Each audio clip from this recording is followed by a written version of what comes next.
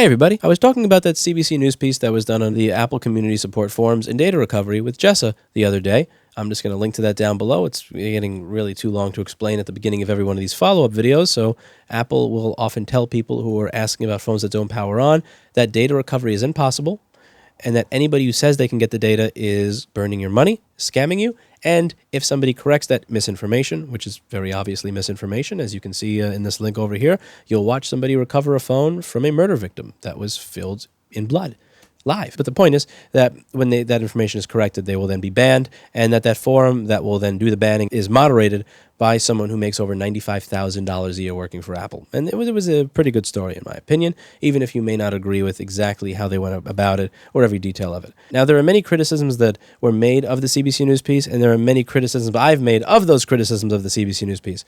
One of the interesting ones that Jessa and I were talking about the other day was this idea that when it comes to independent repair, there's been criticism saying you can't expect people to just walk into your business and trust you with their data. What if you decide you're just going to peruse through it and go through their stuff? Even if you don't think that there's a bunch of creeps here, even if you're not worried that there's a bunch of creeps that are going to wank to your photos or whatever the hell you have on your phone, I mean, how can you trust the security, data security and integrity at a company that is an independent repair center? I mean, how can you trust someone that doesn't even bother to repaint their wall after ripping off a painting and hang in some acoustic panels to not do something stupid like have an anonymous FTP server with open ports to the world that is used to store all of the user data?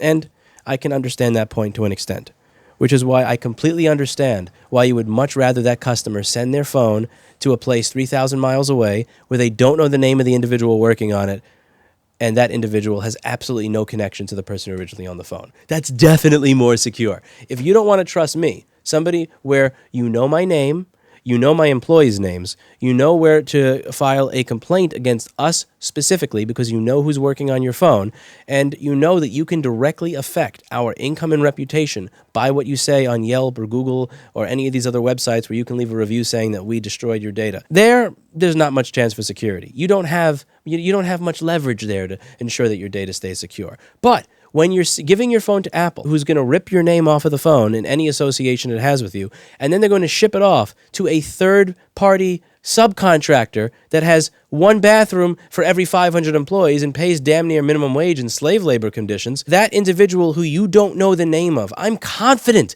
that if your phone needs nothing other than a battery replacement to get that $100,000 Bitcoin wallet off of it, that he's going to have every reason in the world to return it to you, because that individual working at the third-party contractor who you don't even know who he works for, much less his name, he is that much more accountable to you than the independent repair shop that's recovering your data.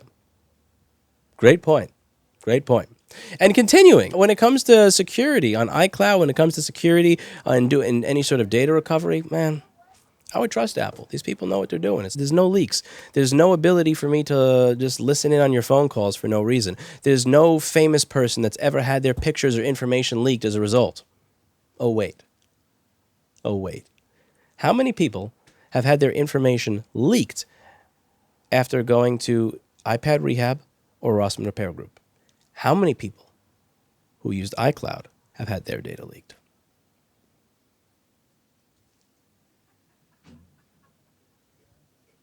That's it for today, and as always, I hope you learned something.